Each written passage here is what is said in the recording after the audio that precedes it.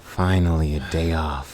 I haven't gotten to watch TV in forever. Up next on MTV. TV's got Well, I think that obviously, if you're an intellectual, you can see that Rise of Skywalker is the best movie in the franchise. I don't know about and that possibly one. one of the greatest science fiction films or pieces of media ever created. What? I mean, it far surpasses the work of Frank Herbert for Okay. sure. Coronavirus! I'm telling you, shit is real! Depressing. Shit is getting real! No, you are not gonna make me watch this again. You are my queen. What is this, bad fantasy TV Nothing hour? will change that. You are my queen. I don't know what else I can say. There's plenty you could say. Somebody is messing with me. What? No. No.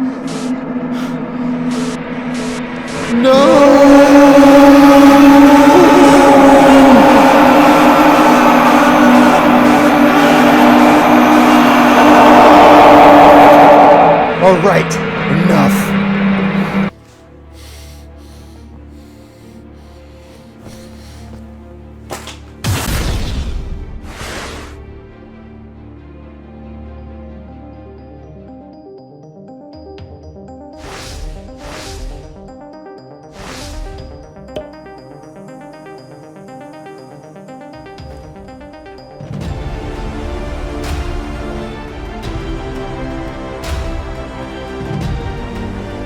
You know, on occasion, I do leave the confines of my unending eternal library, which is contained inside of a parallel dimension in which only I can enter.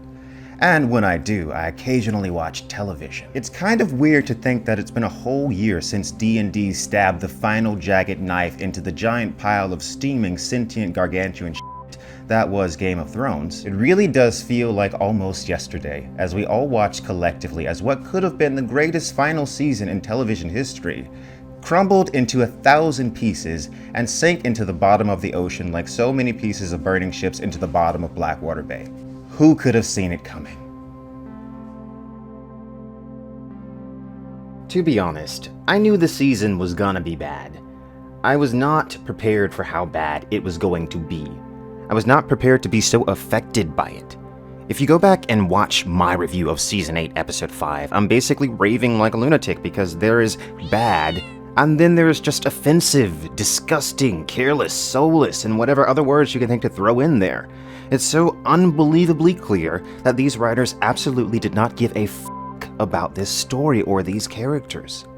So let's talk about Jon and Dany's relationship. Okay, I'm just gonna say, this romance never worked. It was the most awkward and cringy bullcrap I had ever seen from the get-go. Kit Harrington and Emila Clarke had absolutely no chemistry whatsoever on screen.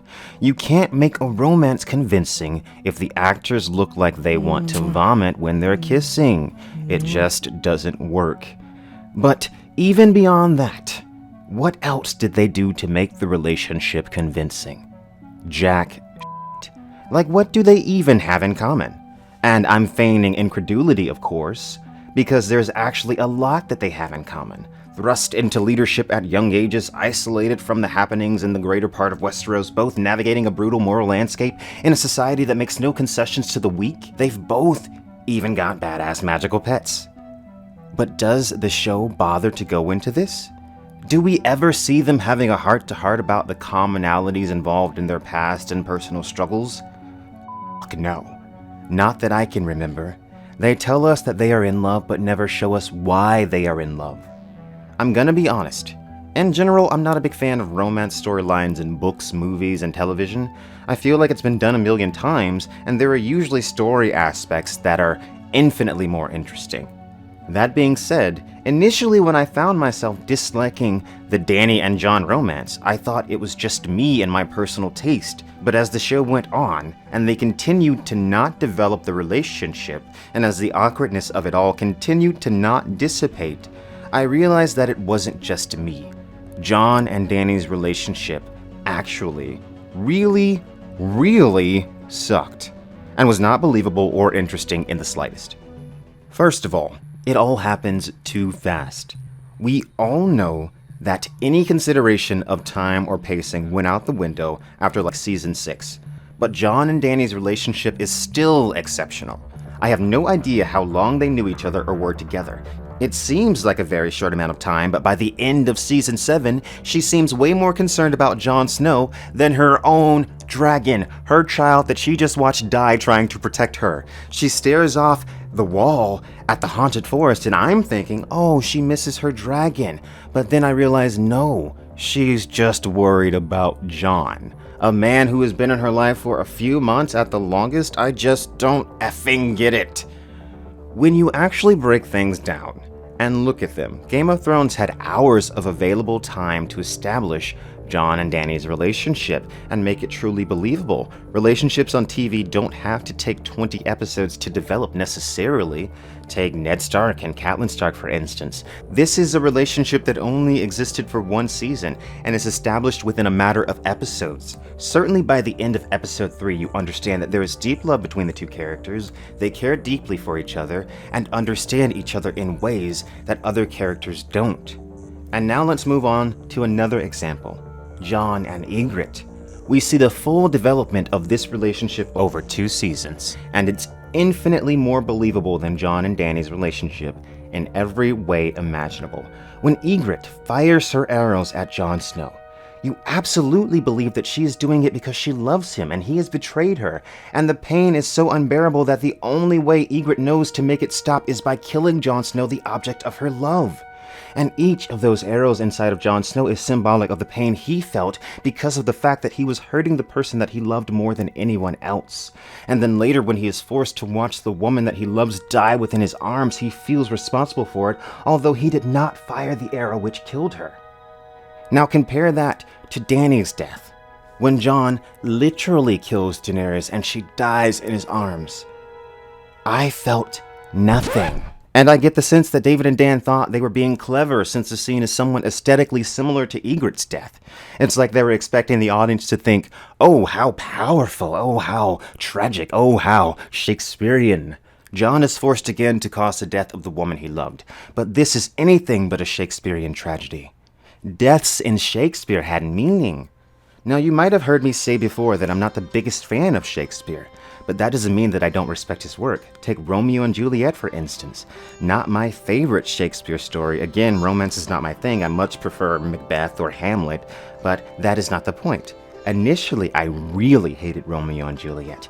I thought it was really silly to see 2 teenagers who just met a few days ago act as though they are so deeply in love that they can't bear to exist without each other. But then, once I understood what Shakespeare was actually doing with Romeo and Juliet, it actually made sense to me. Most people think Romeo and Juliet is a tragedy, and it is, but it's also a comedy. Shakespeare is intentionally calling attention to how ridiculous it all is, parroting ideas from tragic love stories of antiquity such as Pyramus and Thisbe, from the poem Metamorphoses by the Roman poet Ovid, and the Ecclesiaca of Xenophon of Ephesus, a Greek writer who lived between the 2nd and 3rd century AD.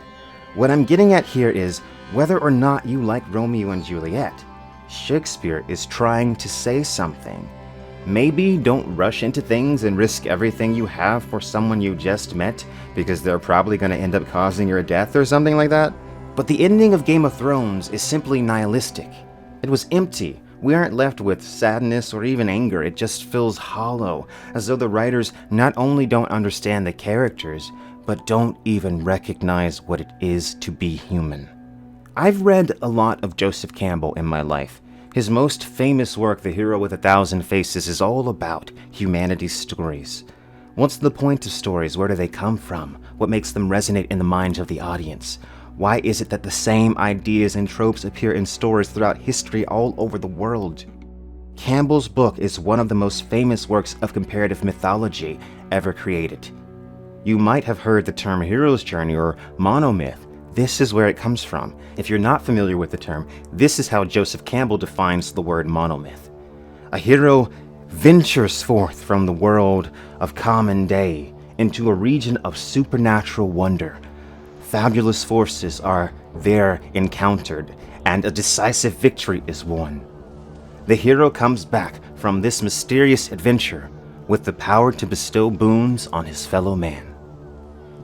Like it or not, nearly every tale or story throughout history that has withstood the test of time has followed more or less the monomyth, which usually can be broken down into 12 steps.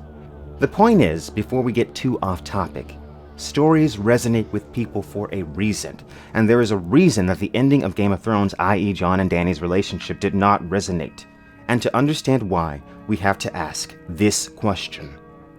What were they trying to say? Sometimes you have to cause the deaths of the women that you love and be forever miserable? That's not a story. At least not a good one. I am someone who, at least to some extent, believes in the power of subtly altering the collected minds of humanity in a positive way through art. And I've said this before, but Game of Thrones truly had an amazing opportunity as the biggest show on TV to inspire us, to teach us something about ourselves. And that doesn't mean that the ending shouldn't hurt. The truth is often painful, but Game of Thrones was not trying to teach. Game of Thrones was not trying to say anything. You want to know the real reason that Jon and Dany's relationship does not resonate? Not really.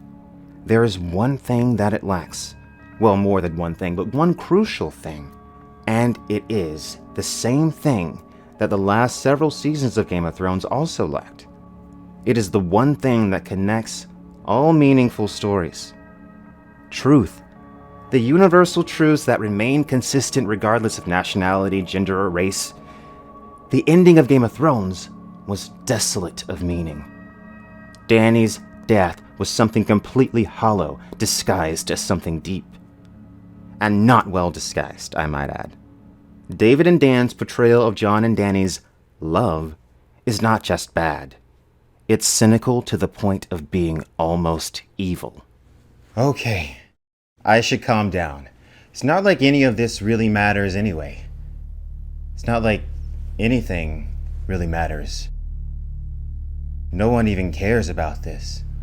I certainly don't. I don't even exist. Maybe you don't even exist. You ever think about that? No, you didn't! Okay, that's enough TV for the next 12 months. Next on the channel, we blast straight ahead at light speed into the classic sci-fi universe of Isaac Asimov as we explore the Galactic Center, the capital planet of one of the largest space empires in science fiction, Trantor. This one's gonna be fun, guys. Also, I wrote a horror fantasy graphic novel, and it's over 4,000% its funding goal on Indiegogo. Help us get to our next stretch goal. Link in the description.